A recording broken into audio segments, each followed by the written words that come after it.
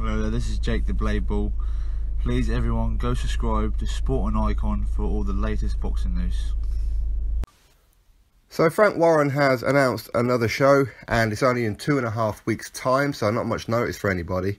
But I kind of understand why, because of his last event, which was cancelled, the Untouchables event, which originally had Tete headlining, which was terrible, absolutely terrible. And Anthony Yarde then replaced him as a headliner. Daniel Dubois got sick and all this kind of thing. So the Untouchable event got cancelled. Much was the trend from 2017 with the Frank Warren show.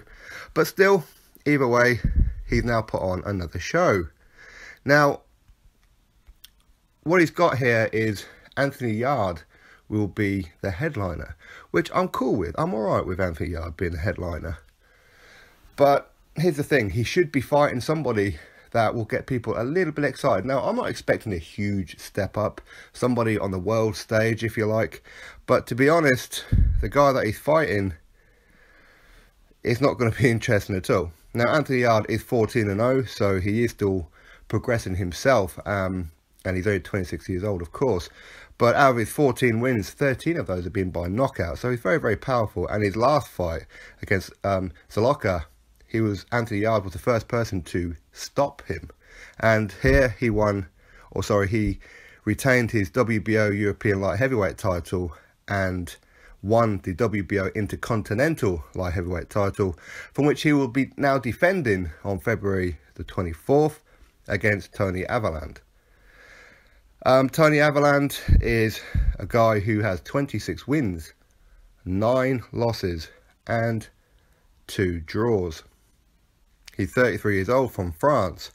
And to be honest, out of those 26 wins, he's only knocked out 5 of them. And out of his 9 losses, he has been stopped twice. So I guess he's pretty durable to a point. Now, some of the guys that he's been in with, Jürgen Bremer, obviously he's going to be fighting Callum Smith in the semi-final of the WBSS tournament at super middleweight. So again, Jürgen Bremer, he's been around the block or two, but of course he did actually lose to Nathan Cleverly as well by stoppage.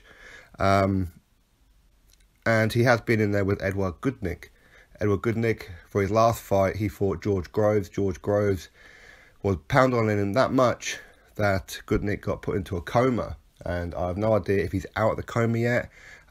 Last I heard, he was still in there, but progressing. So either way, Tony Avaland, he lost to both of those guys, plus several more as well. So this is not the kind of guy you want Anthony Yarde in there with. And that's just my opinion. For me, I think that it's one of those situations where, while I'm not expecting him to be a huge step up, to make huge strides, but he is defending his WBO European Light Heavyweight title. And of course his WBO Intercontinental Light Heavyweight title. So I would expect him to be fighting somebody of some kind of note. Now, unless Avaland is one of those guys where he's actually a mandatory for one of these belts, then fair enough. But either way, it's not a headliner. Also on the card, Daniel Dubois.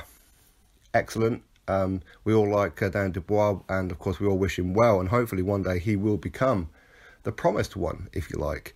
But time will tell on that one, of course. Now, Daniel Dubois currently 6 wins out of 6 fights, all of them by knockout. And the guy that he's taken on is DL Jones, and this will be for the British Boxing Board of Control Southern Area Heavyweight title. And DL Jones, again, he's undefeated with a record of 8-0 with 1 draw. And out of those 8 wins, bearing in mind he's heavyweight, he hasn't knocked out not one opponent. Now, of course, a lot of fighters, when they get into like, you know, the teens and 20 fights, all these kind of things, then sometimes the knockouts decrease because they're stepping up. But this guy hasn't had one. And most heavyweights, if you look at their earlier record, they've got a whole host of knockouts. But this guy hasn't had one. He's 36 years old. He is from the UK, in Kent to be precise. And his last fight, he had a draw with Dorian Darch, who Daniel Dubois blitzed. Again, A couple of names that he's been in there with were previously light heavyweight fighters. They were fighting the likes of Hosea Burton and people like that, and some cruiserweights as well. So DL Jones, he is a heavyweight, and he has fought heavyweights. Obviously, Dorian Darch is a heavyweight, but he's feather-fisted, to say the least. I mean, he's, what, 6'5", so, you know, he's a big lump. And, again, I don't expect Daniel Dubois to be taking on any kind of world beaters, but why is he fighting someone like this? Someone who is going to pose him zero threat of being dropped. Okay, it's heavyweight. I mean, maybe this will be his first knockout win, right? Unlikely, but who knows what's really going to happen. But either way, I would expect him to step it up a little bit. I mean, going from Dorian Darch to fight a guy who had a draw with Dorian Darch, for me, is a bit of a step backwards. But either way, that is what it is. So Daniel Dubois is also on this card. Also on this card is Zelfa Barrett. Now, Zelfa Barrett, a lot of guys know him. He's doing very, very well at the minute. He's 19-0 with 12 knockouts. He's a super featherweight champion. He's the British Boxing Board of Control English super featherweight champion. And he's going to be taking on a dude called Ronnie Clark. I don't know who Ronnie Clark is, but he has a record of 20 wins and 4 losses. Out of those 20 wins, he has stopped 10 of them. And out of his 4 defeats, he got stopped only once. He's 33 years old. His nickname is The Shark. Maybe it's due to his haircut. It's pretty outrageous, but hey-ho, it is what it is. He's from Scotland. And again, he hasn't been in there with anybody of any real note outside of Martin Joseph Ward. Obviously, a lot of guys know him from the Matchroom fights. And that loss was for the British Boxing Board of Control British Super Featherweight title. So, I mean, that's the only kind of guy that he's really been in with that makes you go, oh, that's a pretty good name. So for me, I think Zelfa Barrett, again, 19 wins, he should be stepping up a little bit more than what he is. Maybe looking towards the European stage by now. But again, I mean, this is just typical of a Frank Warren card, and I don't want to beat the drum again about Frank Warren, because I really want him to have a great year. I honestly do. I want him to put on some great shows that are going to be tearing us as to, or maybe at the end of the year saying, well, you know what, yeah, Matchroom put on some great shows, and already they've already announced a whole host of great shows. Okay, British Beef was a good show. It was something that people were interested in, but ultimately the main event spoiled it, if you like. But either way, on paper, it was a great event.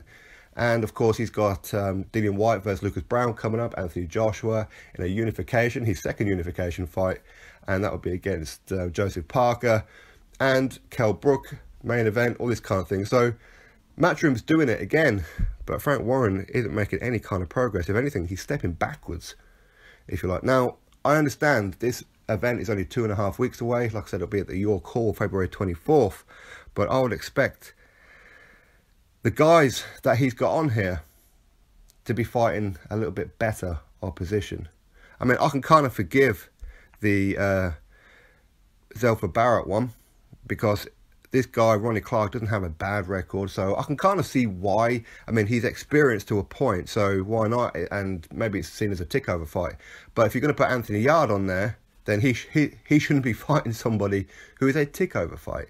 Anthony Yarde needs to be stepping up. And it seems that all the time that whatever Frank Warren fighters are fighting for, it always seems to be for a WBO version of a title. It seems that him and Bob Arum are in cahoots with the WBO. You know, you've got BJ Saunders, WBO middleweight champion, Anthony Yarde, WBO European champion, and Liam Smith, former WBO 154 champion. And again, he'll be going for that belt again against Ali at some point.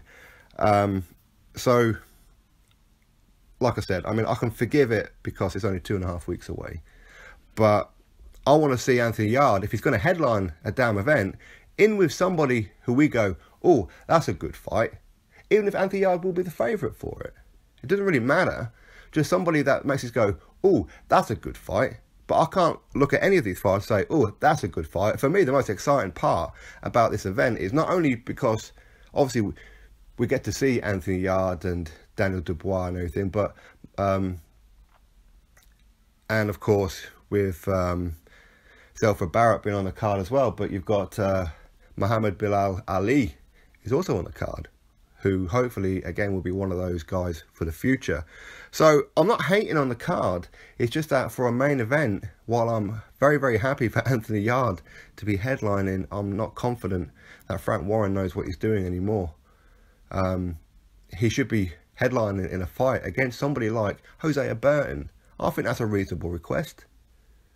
Frank Buglioni, again a reasonable request. Now Frank Buglioni, he's going to be on the Dillian Whyte and Lucas Brown undercard, and defending his British title and for the Commonwealth as well, I believe, against Callum Johnson. Again, that's a pretty good fight, but I want to be seeing Frank Buglioni versus Anthony Yarde, or Hosea Burton against Anthony Yarde. Now Anthony Yarde said, well, why would he fight Hosea Burton when he's already lost to Frank Buglioni? But Hosea Burton was beating the snot out of Frank Buglioni up until he got stopped. So again, I think Hosea Burton will pose a real danger for Anthony Yarde. I mean, Anthony Yarde, when he fights Hosea Burton, if he ever fights them, and or Frank Buglioni, you would probably favour Anthony Yarde in all those fights. So there's no reason why this shouldn't be happening. But anyway, for now, it isn't happening. Anthony Yarde is headlining his first show, if you like.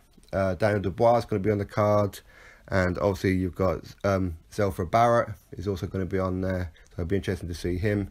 And of course Muhammad Bilal Ali is also going to be on this card. So drop your thoughts below as to your feelings on this card. Click that thumbs up, subscribe, catch you next video.